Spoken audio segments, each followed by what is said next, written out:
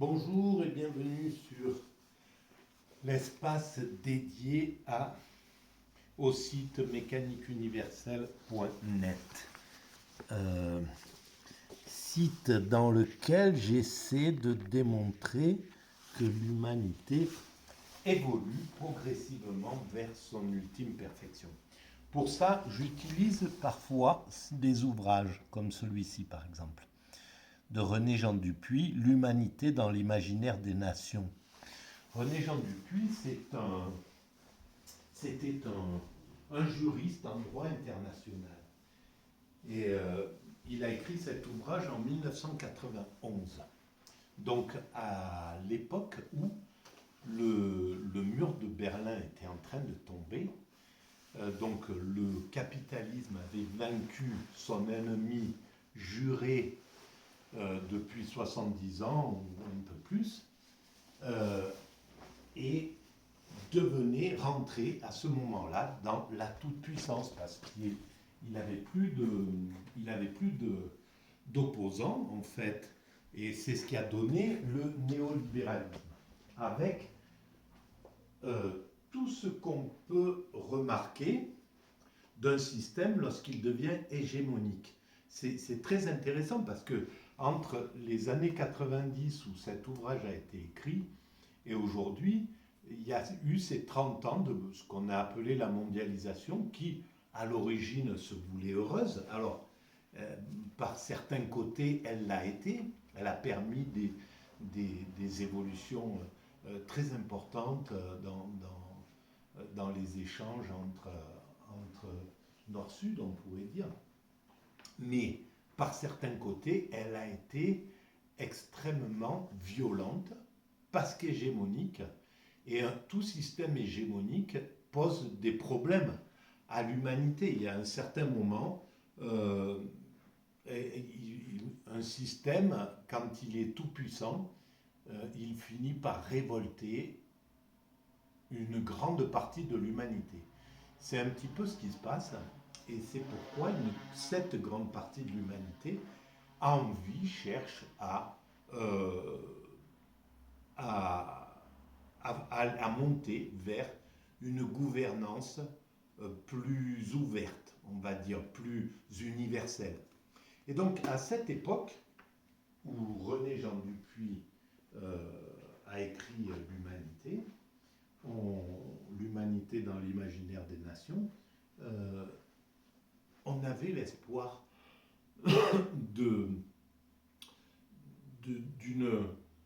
d'une fraternité entre, c'était Gorbatchev qui était au pouvoir, entre voilà, ces Russes qui allaient ouvrir vraiment l'URSS, qui allaient accepter que chacun reprenne ces nations, se séparent de cette organisation, l'URSS et l'Union des républiques socialistes. Voilà, c'était une union de ces républiques.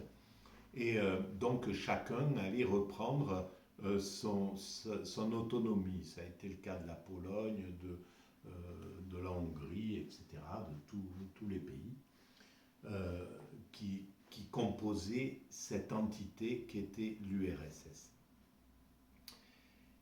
Et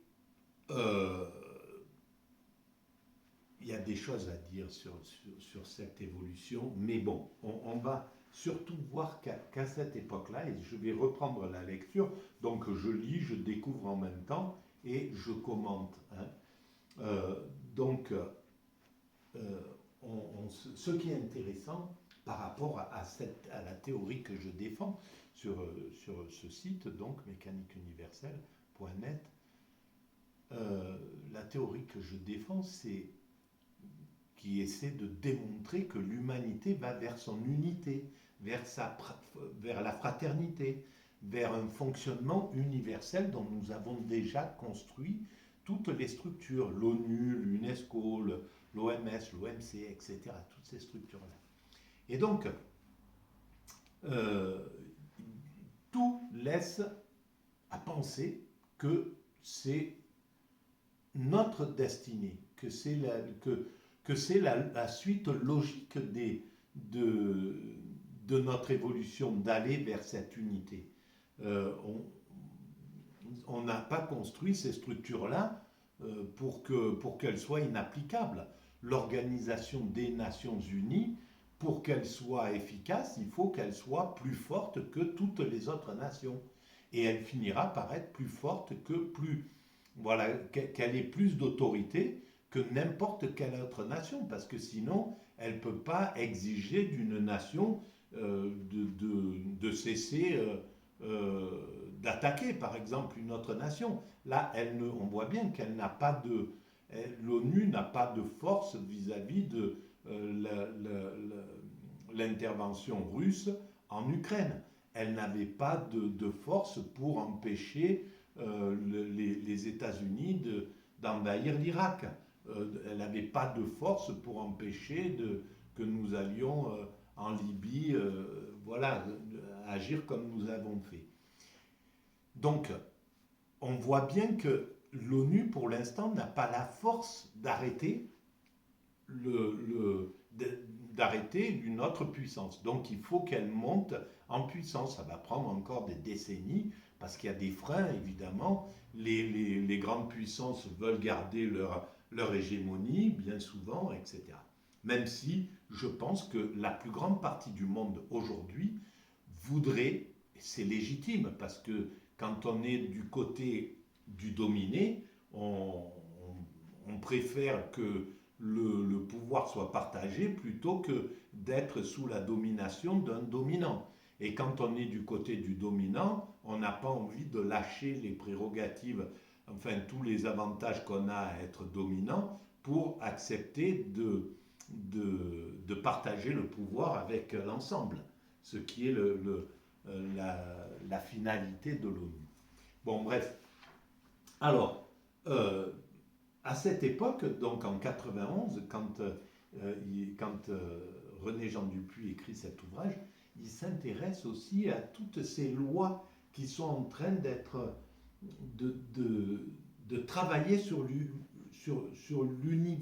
l'universel, des lois universelles pour protéger la faune, pour protéger la flore, pour protéger les mers, pour protéger la nature, pour mettre au rang de patrimoine mondial tout un tas de choses. Donc il y a toute une énergie qui est en train de travailler à cela depuis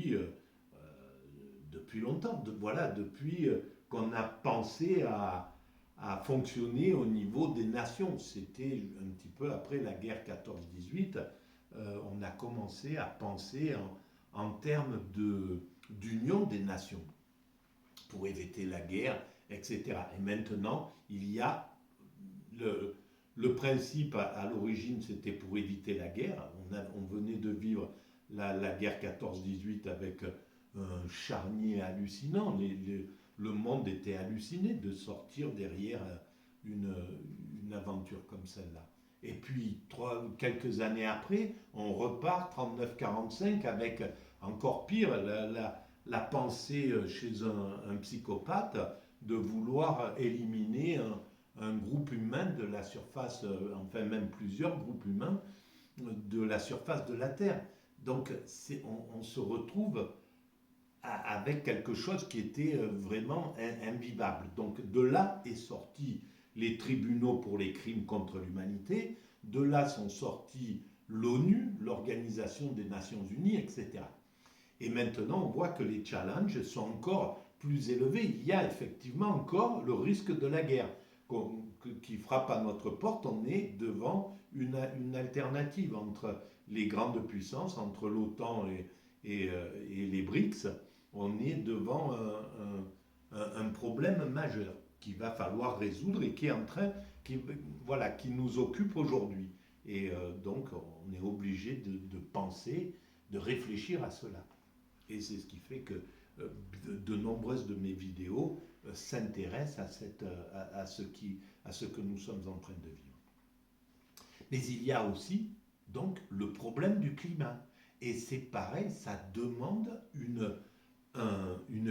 vision globale. On ne peut plus maintenant se contenter de travailler à l'échelle nationale. C'est vraiment quelque chose de mondial. Et on sent qu'il y a une énergie énorme qui cherche à faire des lois pour protéger la nature, pour obliger les êtres humains un peu partout sur la planète à se coordonner, etc. On a vu qu'une autre chose nous a obligés, c'était l'arrivée de ce virus, nous a obligés à travailler de façon universelle. Donc tout ça, c'est tout nouveau. Il y a 200 ans, ça n'existait pas. Ce n'était pas possible de penser quelque chose comme ça. Donc on voit que nous sommes au bord de l'unification. C'est notre finalité. Ça va prendre encore quelques siècles, évidemment, peut-être pas des siècles, des décennies pour rentrer vraiment dans l'unification, mais peut-être des siècles pour atteindre un état de perfection dont je parle. Alors là, on parle des mers avec l'homme hors la terre. C'est un des derniers chapitres en page 254 de cet ouvrage. Les temps modernes ont débuté avec les découvertes de marins avides de courir au-delà de la dernière vague. C'était, voilà, mais ce n'est que tout récemment, avec l'accessibilité des grands fonds par des engins collecteurs de nodules, que l'on a pris en compte le volume global des océans et que l'on parle d'espace océanique. Mais il fait toujours sa part au mystère, alors que l'investigation de l'espace extra-atmosphérique a immédiatement révélé sa transparence. La position des milliers d'objets qui s'y trouvent est parfaitement connue. Milieu du déterminisme et de l'information, il évacue la surprise, laissant aux astrologues leurs éternelles supputations. L'astronautique, pulsée par l'impatience des limites, rêve de repousser sans cesse les confins sublimés du monde. Voilà, on a besoin d'aller vers là, de comprendre qu'est-ce qu'il y a au fond de l'univers, qu'est-ce qu'il y a au fond de la mer, qu'est-ce qu'il y a. Tout ça, c'est notre obligation. On ne peut pas ne pas chercher. On est constitué pour chercher. C'est notre obligation. Et donc, pour développer ce progrès, on ne peut pas l'interrompre. On ne pourrait pas décider, dire, bon, on arrête de chercher, on a assez cherché, on ne sait pas encore vraiment de quoi est faite la matière, ni comment s'est constitué l'univers, etc. Mais c'est bon, on en a assez vu, on passe à autre chose. C'est impossible de penser comme ça. L'homme doit atteindre la plénitude, la sérénité, et pour ça, il doit répondre à toutes ces questions métaphysiques. Qu'est-ce qui a créé cet univers? Pourquoi il y a quelque chose plutôt que rien? Qu'est-ce qu'il y a après la vie, etc., etc. Donc, alors, l'opinion n'a pas encore pris conscience des implications que comportera l'installation de l'homme de l'espace.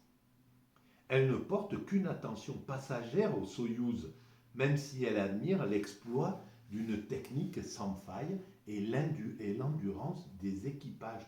On en était là à l'époque, de pouvoir aller faire des missions dans l'espace. Et ça se travaillait de façon universelle. Et je pense que malgré la guerre, malgré les haines que se vouent les belligérants, là, eh bien, ce travail dans l'espace est encore universel. Et c'est pas pour rien que il y avait les Américains, les Russes, les Français, les Italiens, des Africains, etc., qui pouvaient aller travailler ensemble. Et tout ça, c'est symbolique, ça marche. C'est quelque chose de très important. Alors,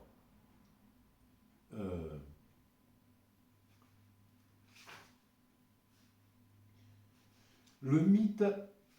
Alors, l'abandon de la verticalité remettra-t-elle en question les structures de la parenté? Quel regard l'enfant, né au cosmos, portera-t-il sur la planète désertée par ses pairs?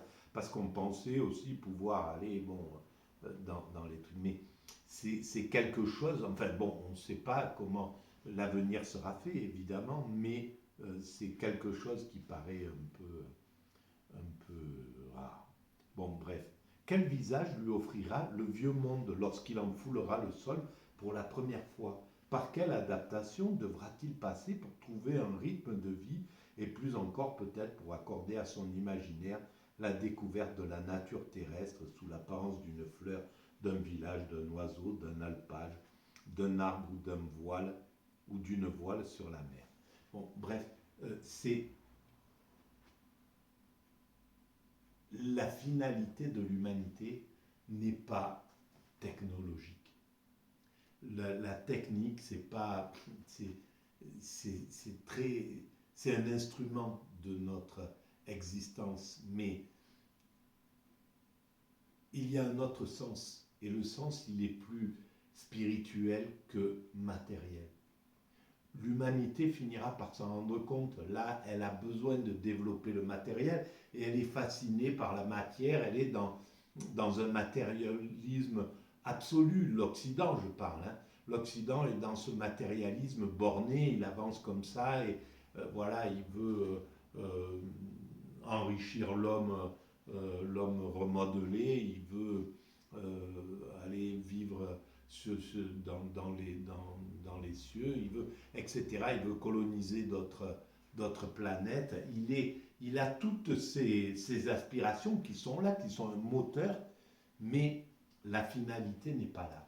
Donc, ça va servir, c'est quelque chose qui nous servira, cette recherche est importante, mais la réalité, c'est rendre chaque être humain qui apparaît sur cette terre heureux.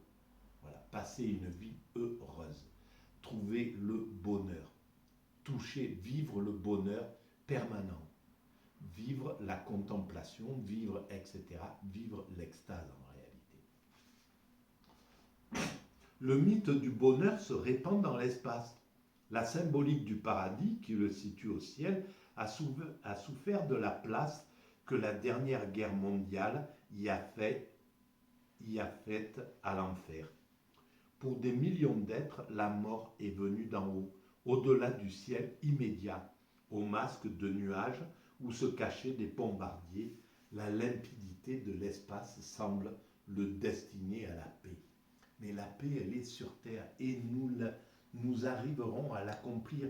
Nous arriverons à faire de cette planète le paradis d'où nous venons. On pense que nous venons du paradis, c'est ce que nous devons construire. Évidemment, c'était un paradis quand nous étions des primates naturels, mais c'était un paradis sous contrainte de nos pulsions, de nos agressivités, de la violence, de notre vulnérabilité aux prédateurs, au climat, etc. On s'est affranchi de tout ça et pour reconstituer un paradis vraiment en paix. Donc, l'évolution, elle sert essentiellement à débarrasser l'homme de ses pulsions primates négatives. Évidemment, les pulsions primates qui sont liées à la fraternité, à l'altruisme, à la générosité, à la bonté, à l'amour, etc. Tout ça, on va le sublimer, ça sera sublimé. Mais la partie négative de nos origines primates seront vaincues, en somme. Et c'est ça le grand mystère de cette évolution en réalité. Et la technique est là pour nous permettre de nous affranchir de ces problèmes, des dangers extérieurs, etc., des caprices du climat, de tout un tas de choses comme ça. Voilà, c'est ce que nous devions vaincre. Donc, alors se concrétise l'anticipation de Victor Hugo, qui, dans la légende des siècles, évoque un vaisseau spatial porteur des aspirations de l'humanité à un âge de raison et de fraternité. Voilà, on sait que Victor Hugo, voilà, toute cette partie du 19e siècle, voyait dans les progrès pour l'humanité, avait une vision complètement ouverte de l'humanité. Cette vision, on l'a perdue à cause de 14-18, 39-40 et tutti quanti, et le néolibéralisme, on va dire, ou la société de consommation. Mais on va reprendre cette vision téléologique, cette vision du progrès positif pour l'évolution de l'humanité. C'est une question de temps. Il faut encore qu'on passe quelques étapes. Mais voilà ce que disait dans la légende des siècles Victor Hugo. Oh, ce navire fait le voyage sacré. Hors de la pesanteur, c'est l'avenir fondé. Il est le vaste élan du progrès vers le ciel. Voilà comment tout était susceptible de tout donner à penser à ces hommes du 19e siècle que nous allions vers la fraternité. Et c'est exactement ce que nous commençons à vraiment mesurer là. On peut vraiment le mesurer maintenant, que nous sommes contraints à la fraternité, nous sommes contraints à l'unité. Donc, paradoxalement, la signification stratégique de l'espace lui a assigné à l'homme une mission première dans le maintien de la paix au temps de l'antagonisme Est-Ouest. L'établissement de la dissuasion, les satellites d'observation et de reconnaissance assurent la transparence essentielle dans la gestion des crises. Donc on était à la sortie en 1991, on était à la sortie de la guerre froide, on était dans la réconciliation. Et on voit que 30 ans après, le néolibéralisme ne s'est pas contenté de parsemer le monde de conflits, en somme, hein, parce qu'il a fermé le monde au tourisme en 30 ans de façon hallucinante. Il y a une grande partie du monde qu'on ne peut même plus visiter parce qu'il est en guerre, et il est en guerre à cause de ce néolibéralisme, hein, tout simplement, à cause de ce sentiment de toute puissance qui décide que le chaos au Moyen-Orient, c'est bon pour les affaires. Le chaos en Afrique, c'est bon pour les affaires. Intervenir ou pousser les fondamentalistes pour neutraliser tel ou tel groupe humain ou pour renverser tel ou tel régime, c'est bon pour les affaires. Et on se rend compte que globalement, on est dans un monde qui est extrêmement violent et qui est beaucoup plus violent que dans ce qu'on a appelé les 30 Glorieuses, où au fond, les deux dominants se maîtrisaient quand même leurs ardeurs. Ils n'étaient pas dans un sentiment de toute puissance comme on le connaît maintenant avec ce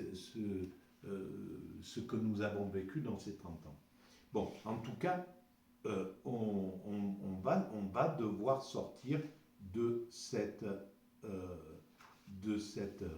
puissance-là pour aller vers quelque chose de plus ouvert.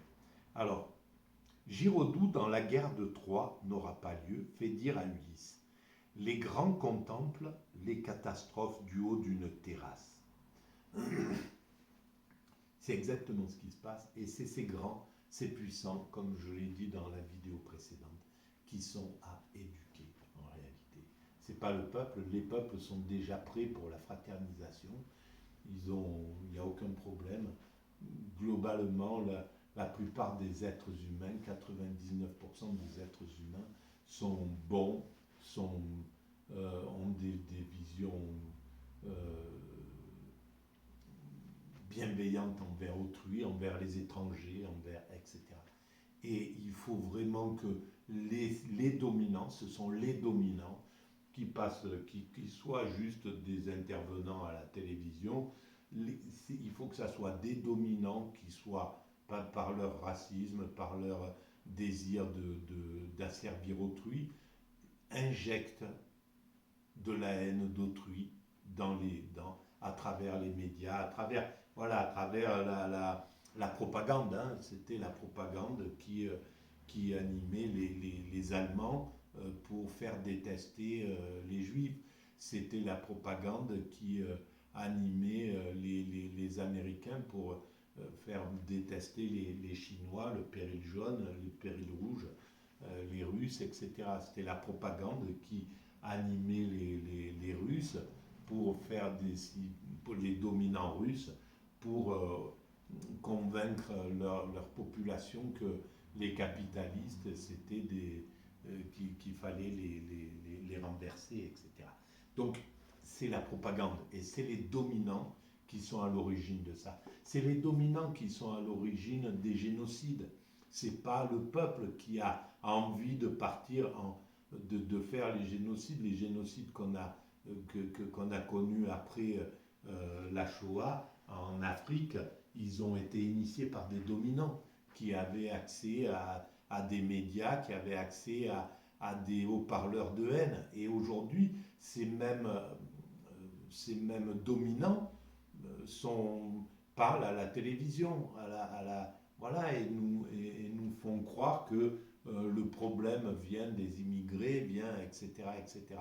Et ils parlent de façon extrêmement légère. Et là, c'est là où on voit que l'humanité n'a pas réussi à tirer les leçons clairement de ce qui s'est passé. S'il y a eu un génocide et s'il y a eu cette violence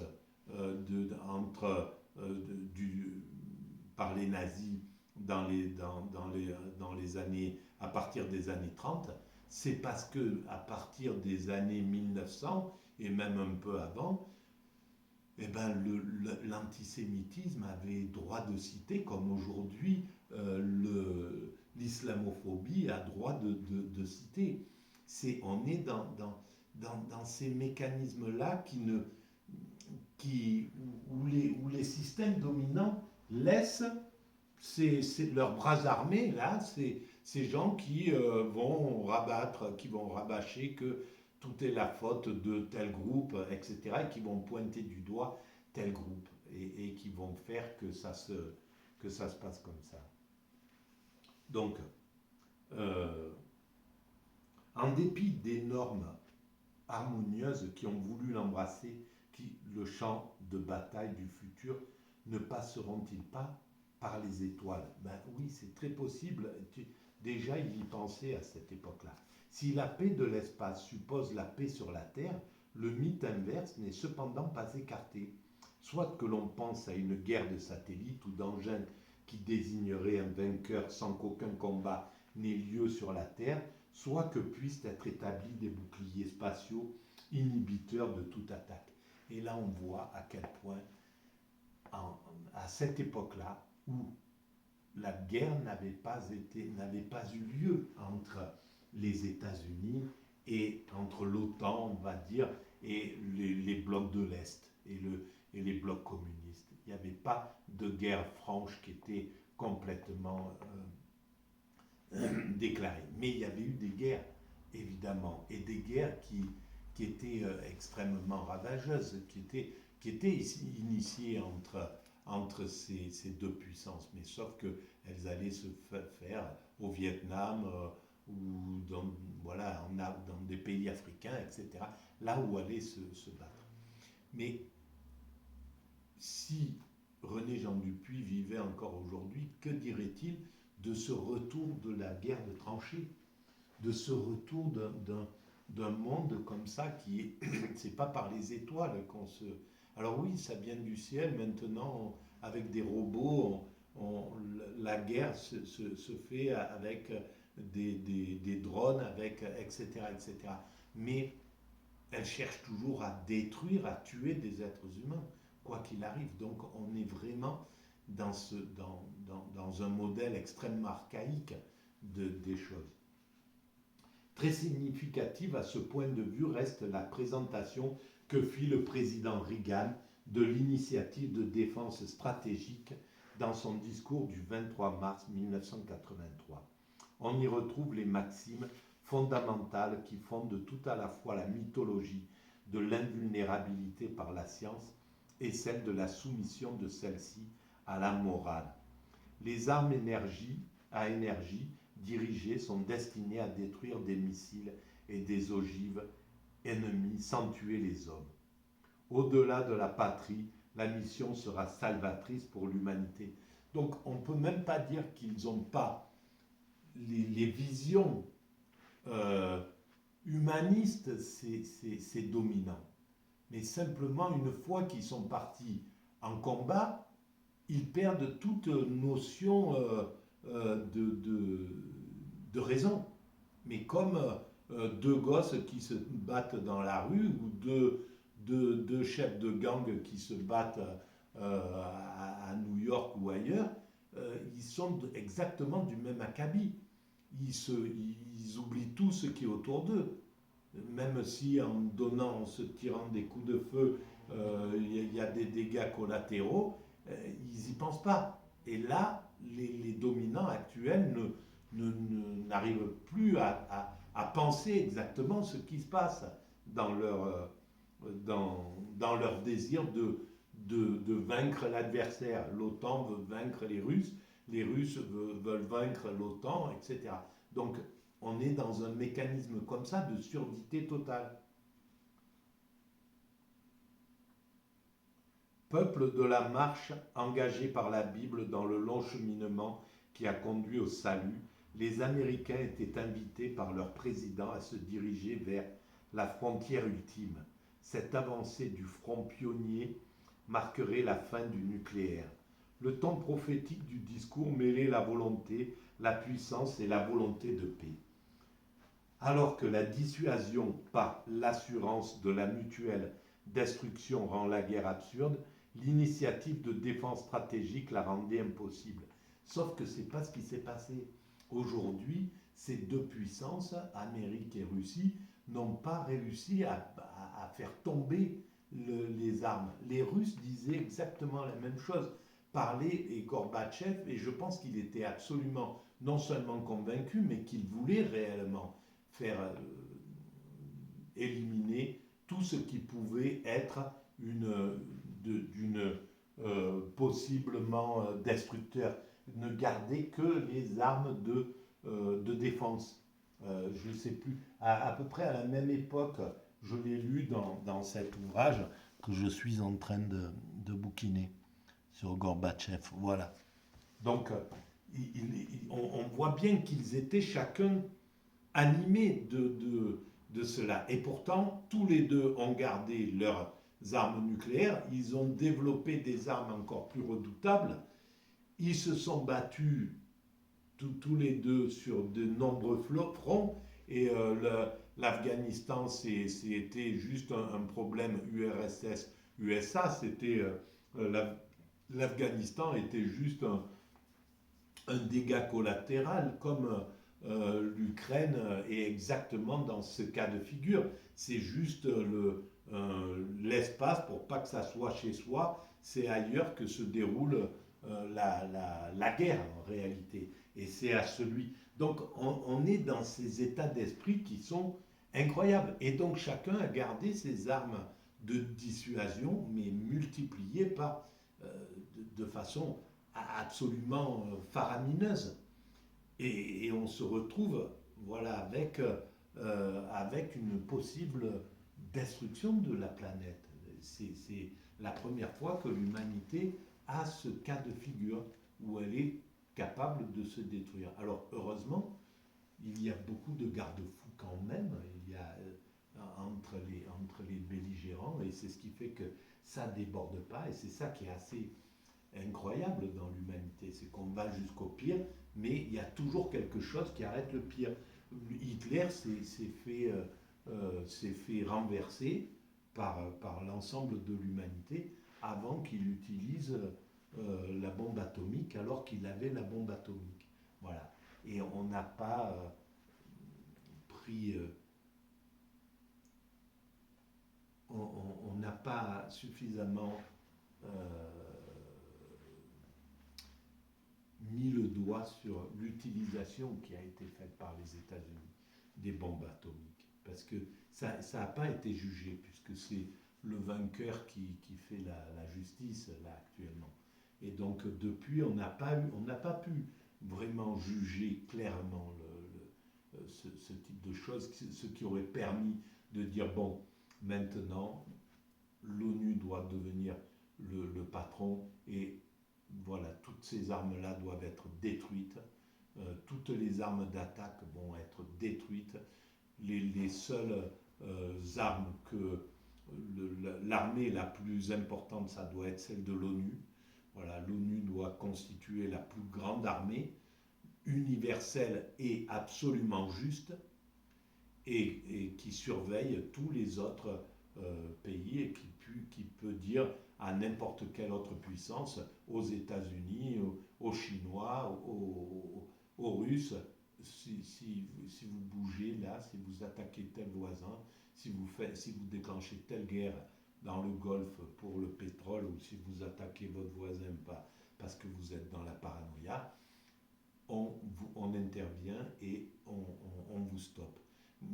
Voilà, nous en tant qu'ONU, on a 30 millions de soldats, donc c'est même pas la peine d'essayer de bouger, voilà, derrière. Et voilà, et là, ça serait réglé, l'histoire. Alors, donc, en dépit des normes, alors, pour conjurer les périls que les divisions et les conflits de la Terre projettent dans l'espace, les hommes inventent des fables. Dans quelques planètes, des êtres étranges menaceraient la nôtre, ou encore des hommes venus de la Terre et installés sur des corps célestes ou sur d'énormes stations spatiales personnifieraient eux aussi l'ennemi commun dont la menace pousserait les terriens à s'unir. Et effectivement, ça c'est une chose que j'ai écrit aussi sur la mécanique universelle. Si nous avions une menace générale, par exemple un météorite qui poserait un problème à l'humanité, qui viendrait, on sait, voilà, qui tomberait d'un côté, qui obligerait l'humanité à s'unir pour survivre ou pour gérer, cette chose-là ferait que l'humanité s'unirait. Il n'y a pas, dans un cas de danger, j'avais pris cette image, si vous êtes un bateau qui se retrouve en plein milieu de l'Atlantique, vide, on y met 300 personnes dessus, et voilà, que 300 personnes seraient sur un bateau comme ça, perdu au milieu de l'Atlantique. En peu de temps, l'organisation se réglerait. Celui qui a l'âme du chef deviendrait le chef, et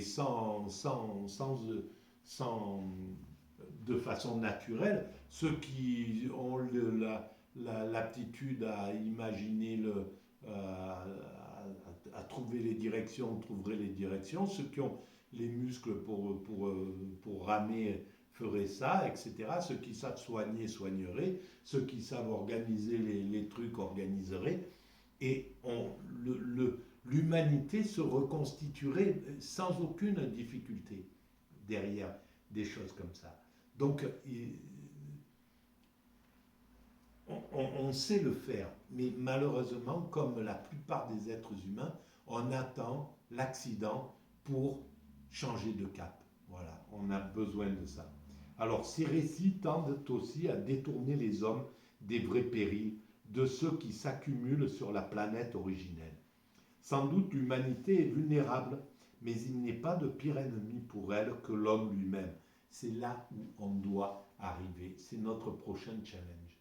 C'est le challenge de l'humanité. Faire de l'homme qu'il ne soit plus un loup pour l'homme, qu'il ne soit plus un danger pour l'homme.